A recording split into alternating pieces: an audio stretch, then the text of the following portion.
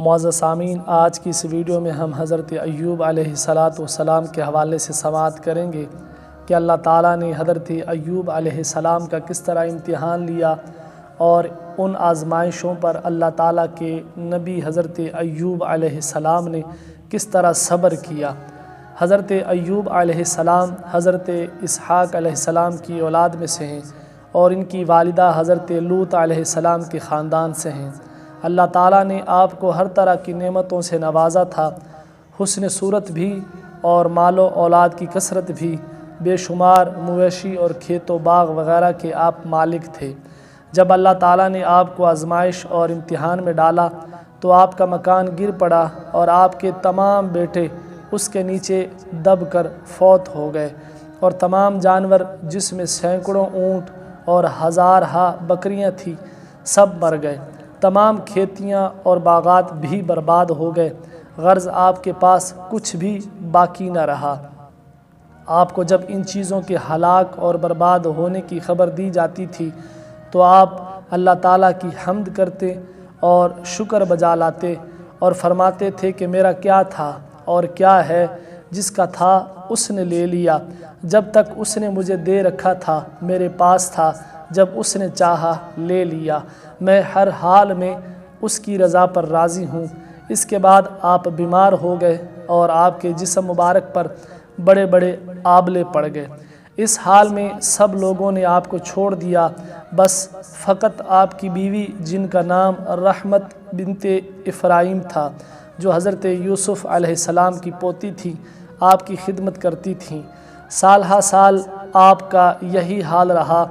آپ آبلوں اور پھوڑوں کے زخموں سے بڑی تکلیفوں میں رہے۔ معزز سامعین، ایک بات ذہن نشین رہے کہ عام طور پر لوگوں میں مشہور ہے کہ معاذ اللہ حضرت ایوب علیہ السلام کو کوڑ کی بیماری ہو گئی تھی، چنانچہ بعض غیر معتبر کتابوں میں آپ کے کوڑ کے بارے میں بہت سی غیر معتبر داستانیں بھی تحریر ہیں، مگر یاد رکھیں یہ سب باتیں بالکل غلط ہیں، اور ہرگز آپ یا کوئی نبی بھی کبھی کوڑ اور جذام کی بیماری میں مبتلا نہیں ہوا۔ اس لیے کہ یہ مسئلہ متفق علیہ ہے کہ انبیاء علیہم السلام کا تمام ان بیماریوں سے محفوظ رہنا ضروری ہے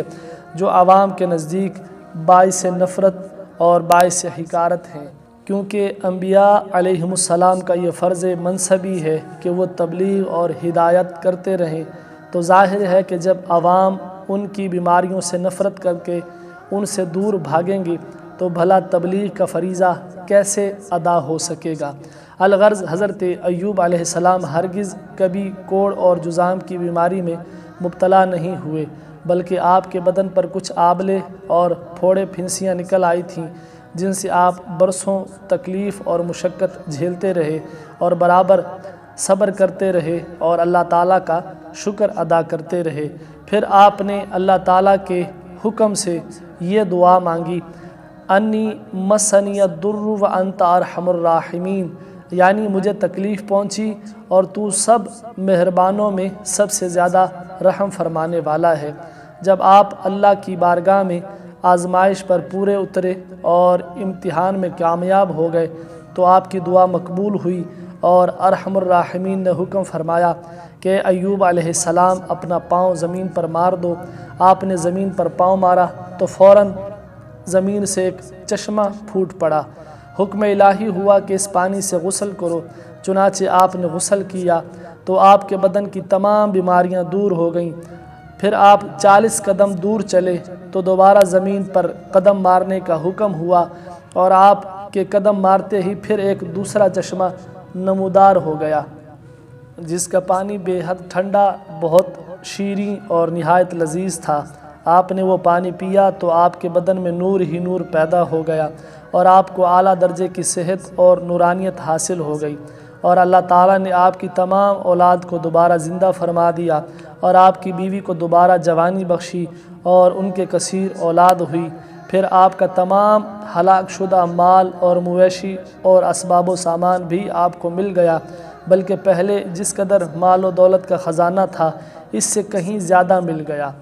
معزز سامعین، اللہ تعالیٰ نے اس واقعے کا ذکر قرآن مجید فرقان حمید کے پارہ نمبر 23 سورہ صاد کی آیت نمبر 42 تا 44 میں فرمایا ہے۔ الغرض حضرت ایوب علیہ السلام اس امتحان میں پورے کامیاب ہو گئے اور اللہ تعالیٰ نے ان کو اپنی نوازشوں اور عنایتوں سے ہر طرح سرفراز فرما دیا، اور قرآن مجید میں ان کی مدح خوانی فرما کر اواب کے لاجواب خطاب سے ان کے سر مبارک پر سربلندی کا تاج رکھ دیا۔ معزز سامعین، حضرت ایوب علیہ السلام کے واقعہ امتحان میں یہ ہدایت ملتی ہے کہ اللہ تعالیٰ کے نیک بندوں کا بھی خدا کی طرف سے امتحان ہوا کرتا ہے، اور جب وہ امتحان میں کامیاب اور آزمائش میں پورے اترتے ہیں تو اللہ تعالیٰ ان کے مراتب اور درجات میں اتنی اعلیٰ سربلندی عطا فرما دیتا ہے کہ کوئی انسان اس کو سوچ بھی نہیں سکتا۔ اور اس واقعے سے یہ سبق بھی ملتا ہے کہ امتحان کی آزمائش کے وقت صبر کرنا اور اللہ تعالیٰ کی رضا پر راضی رہنا، اس کا پھل کتنا اچھا، کتنا میٹھا اور کس قدر لذیذ ہوتا ہے۔ اللہ تعالیٰ ہم سب کو صبر کی دولت عطا فرمائے اور اللہ کی توفیق عطا فرمائے، آمین۔